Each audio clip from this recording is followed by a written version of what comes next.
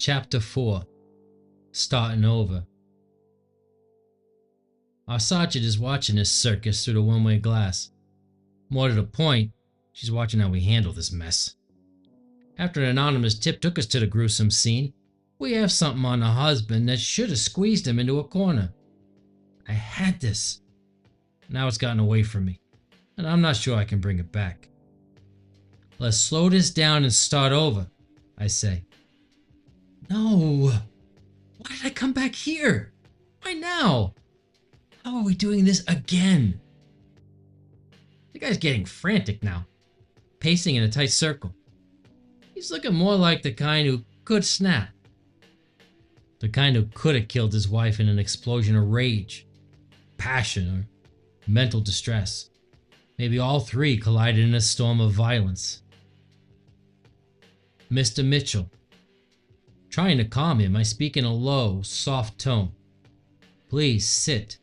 I assure you, we only want justice for your wife. Justice? Are you serious? This is the 5th time, and you keep preventing me from saving her. I need to get out of here. You kept me even longer last time.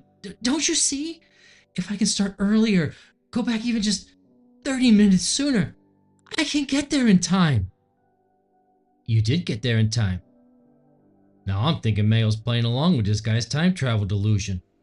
Until he says, you got there in time to take a kitchen knife and slice her throat open.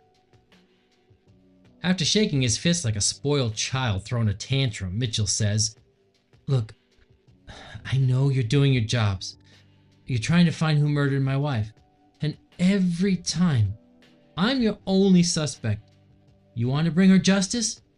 Let me save her. I beg you. Don't hold me here as long as you always do. I can jump back only so far, and it's not been enough. You need to let me go before 7:30. Is it that late? Looks like we're missing the poker game. Sorry, is our investigation of your wife's murder keeping you from something? Maybe the next time you kill someone, you should clear your calendar first. That was snarky, but not completely uncalled for in this case. Remember, I said my ma had the patience of a saint. I guess I inherited some traits from my father. Inability to quit drinking and to stop blaming the booze for my problems is another. Thanks for the legacy, Dad.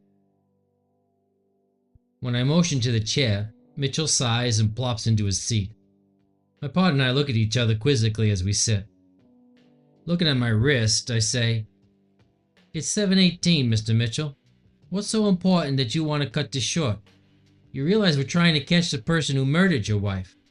You or someone else, I don't care. As long as I get the sick bastard who did it. And right now, you're my #1 bastard. With my snark up to 11, I study him to see if he'll take the bait. Not many, guilty or otherwise, take kindly to be spoken to that way. The twisted expression distorting his face tells me he doesn't either. Laying his palms on the table, he sucks in a deep breath and lets it out slowly. This causes more coughing, and again he uses tissues to cover his mouth. Now I'm worried he's got some new strain of COVID or something. Are you charging me? We're simply having a conversation. Mayo adds, to solve your wife's murder. Then I'm free to go. Mitchell stands. It took me 5 times to realize it. I'm here of my own volition.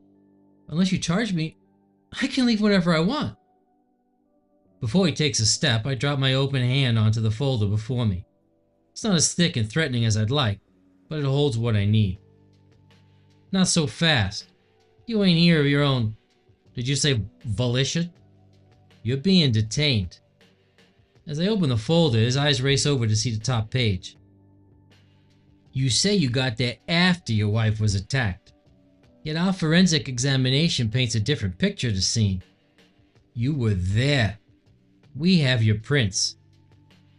There's no way he saw that coming. His eyes are as round as those little dishes you put under a demitasse cup. If I play my cards right, I just might get that squeeze. If you found your wife, as you claim, why were you wearing gloves? Instead of answering, he takes a step toward the one-way glass, as if we'd let him reach the door. The door, by the way, is locked.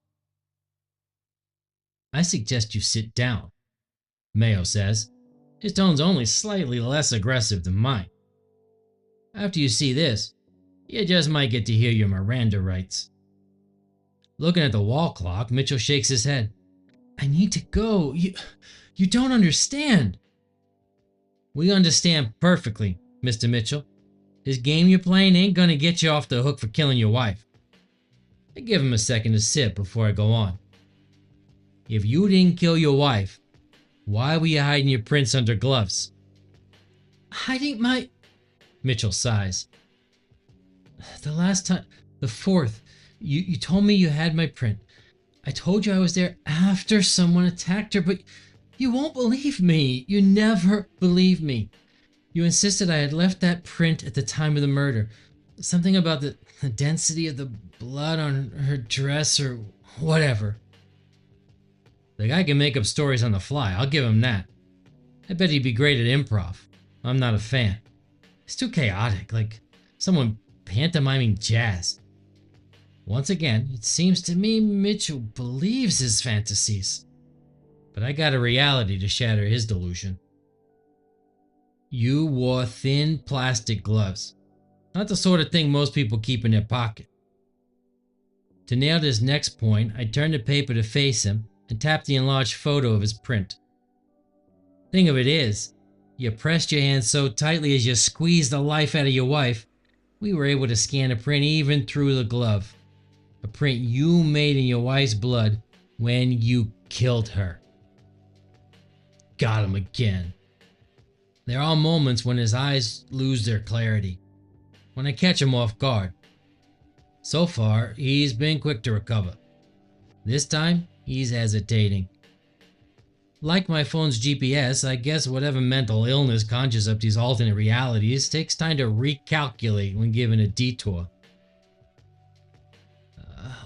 Unlike most people, as you said, I keep the gloves in my pocket when I know I'll need to go back. The pharmaceuticals needed to induce a time jump must be handled delicately. Standing again, he lifts his orange designer polo shirt. Without turning to see, I know Mayo's eyes are as wide as mine. Mine feel like they're about to pop out and shoot across the room. I can't blink. It's hard to describe what I'm looking at.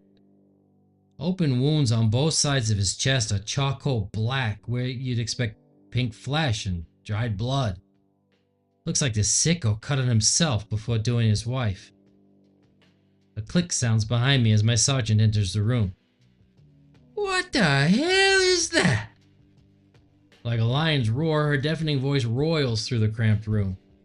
Looking over her shoulder to a uniform, she yells, "Get me an ambulance, now!" With the fear of God adequately implanted in him, a scrawny young officer runs down the corridor. Stone as a statue, Mitchell stands there, holding the end of his shirt and studying his chest. There's no shock covering his face, only recognition. I have no idea what this is. No ambulance is necessary. I assure you, I'm fine. Either this guy's half fish and those are gills, or he's nowhere near fine. Unsure I want the answer, I ask, "Why'd you cut yourself?" "I have implants that allow my body to vibrate at the required frequency to enter a state of temporal fluctuation." It's starting to look like his mental fantasies can't keep track of the details. "You put something in your body?" the Sarge asks. Before Mitchell can answer, I say, "You told us you needed drugs to go back in time. Now you say you have a time machine in your chest?" "This is why I carry the gloves."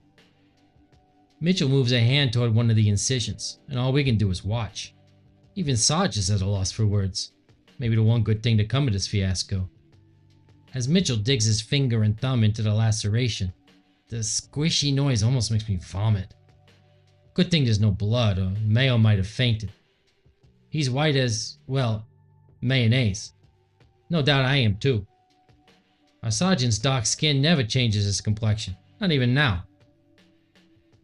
Pinched between his fingers, Mitchell pulls a clear plastic tube from his chest. It just dangles there.